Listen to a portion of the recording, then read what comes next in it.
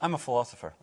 My background's in the sciences, and I got into understanding consciousness through seeing it as a scientific problem. How can we fit consciousness into the universe as we understand it scientifically?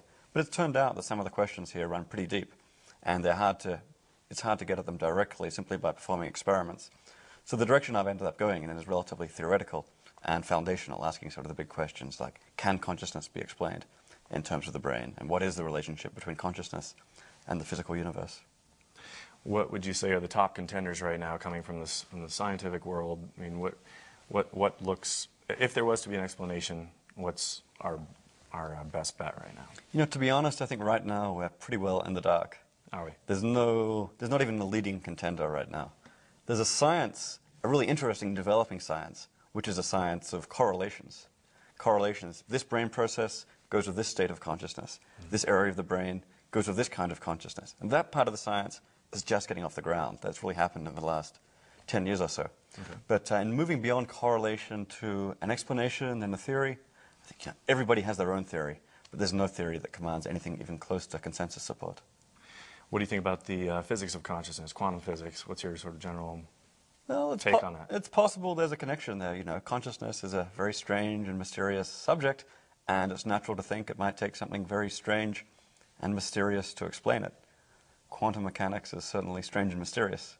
So putting those things together, then maybe it's natural to look in that direction. On the other hand, I think that many of this... Why do people get interested in quantum mechanics and consciousness? Partly because it looks like classical processes don't explain consciousness. Why would a billion interacting neurons in an area of the brain, no matter how complex their interactions, why would that give rise to the subjective experience of a mind? Hard to see how that could possibly happen. But now, it seems to me you can raise exactly the same question about a quantum explanation. You've got quantum wave functions collapsing in microtubules over complex scales of time, from superpositions to coherence to decoherence. Why does all that give you consciousness? Exactly the same gap, I think, arises in the explanation. That's the explanatory gap that everyone Exactly. thinks of? Yeah. It's just as wide, it seems to me, in the classical case and the quantum case. They're both sort of mechanistic views, regardless. I mean, quantum mechanics, by definition... It's a new and interesting mechanism. Quantum mechanics might be able to give all kinds of useful things in, for example, the mechanistic explanation of behavior. Mm-hmm. There's a random element. Might help in, say, understanding decision-making.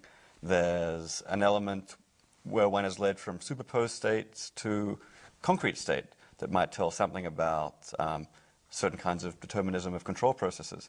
There's a certain kind of parallelism which is interesting, and so on. But all that is still, it's a complex, novel mechanism for the explanation of behavior. The gap to consciousness is as wide as ever.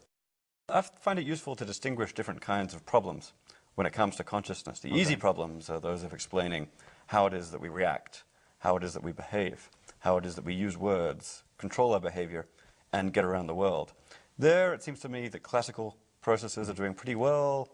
Neural interactions, neural computations developing in the cognitive neuroscience of the last decade are really moving things forward. And it could turn out that quantum mechanics has a role to play there, although I think that's the jury is still very much out on that.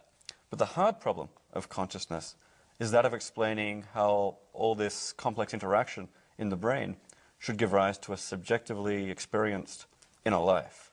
The internal sensation of vision, colors and shapes, feelings, sounds, emotions, thoughts. And right now I think there's no one has a good solution to the hard problem. It seems to me that the quantum mechanical solutions are subject to exactly the same gap in this case as the classical ones are.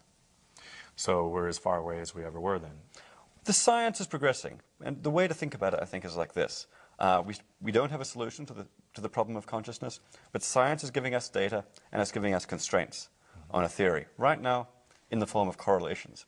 This kind of physical process goes along with this kind of subjective experience. And I expect things are going to move ahead like that for the next 20 or 30 years, giving us a more and more detailed science of the correlations between brain processes and consciousness. But somewhere down the line, I think, all that gathering of data is going to give us pretty strong constraints on the form of a final theory of consciousness. Through looking at the principles we discover there, It won't wear a metaphysical theory of consciousness on its sleeve, but it may end up guiding us in the right direction. So maybe 50 years down the track, that's the time which I think there's a prospect for some kind of progress on this problem. Just finding the correlations and the connections here doesn't itself give us a solution. I think that, a solution to the problem of consciousness is probably going to take at least 3 really big ideas, no more than one of which has anyone had yet. And just as with the case of explaining life and explaining the physics of the universe, there are a couple of pretty big conceptual revolutions that came along every time. My own sense is that's going to have to happen at least a couple of times in unexpected ways before we really understand consciousness. The people who are thinking about this the most and the hardest are actually, and the most rigorously, are quite often doing it within the academic disciplines. So it wouldn't at all surprise me if some radical philosopher or a very creative neuroscientist comes along, just as creative molecular biologists help solve the problem of understanding genetics. Mm-hmm. So the purposes of conferences like the Tucson Conference on Consciousness is to bring together people from all these fields to see if they can collectively combine their insights in ways that might recombine and lead to creative new directions. I think a lot of the people who come to conferences on consciousness aren't ultimately doing it for the applications. They're doing it for the understanding, to understand themselves. But it is a side effect of a lot of this, that all kinds of interesting applications come out of it. We saw a few talks by people developing devices to enable blind people to see by having the image fed to their ears, converted into sound, fed to their ears. Fascinating. Once we understand the neural correlates of consciousness, that may well be able to give us some kind of guide to all kinds of questions we can't now understand about what's going on in the consciousness of people under anesthesia, or people in comas, for example. Maybe are they locked in, simply unable to move, or unconscious, or are they completely unconscious? Right now it's very difficult to tell, but the more we understand about the neural processes underlying consciousness, the more there's the prospect that sometime we might be able to look at that person's brain and get some sense of what's going on. Ultimately, it might even be possible to develop some line of communication that way, although that's probably some distance in the future. Line of communication, sort of subliminal then, you're saying? Just say we've got a patient who's in coma, completely locked in, completely paralyzed. But it might well turn out, for all we know, that those people are actually conscious. There are people who have locked-in syndrome where they can just, for example, move one eyelid. There was a guy who wrote a whole book by blinking his eyelid just the right number of times for every letter of the alphabet while he was paralyzed. He was paralyzed, he had control over exactly one muscle, his left eyelid. He wrote a book on this. It was called The Diving Bell on the Butterfly. And he dictated it by 1 blink for an A, 2 blinks for a B, and so on. For every letter, he wrote a whole book, and thus he managed to communicate. But now imagine somebody just like him, but without the eyelid. They're locked in. They're paralyzed. As far as we can tell from the outside, they might be in a coma. They might not even be conscious. Once we understand the neural correlates of consciousness, that may be our only way to tell by some kind of indirect means. We'll look at what's going on in their brain, and we'll infer from that they have the signature of consciousness. And then we'll know whether they're conscious or not. Maybe even somewhere down the line, not just they have the signature of consciousness, but they have the brain signature of this very thought. They have the brain signature of that very thought, and we might then be able to interpret their thoughts and carry on some kind of communication. I actually think that Eastern traditions have something to contribute here. The Eastern traditions built up grand metaphysics of the world and its structure and so on, which are quite creative and quite foreign to the Western eye.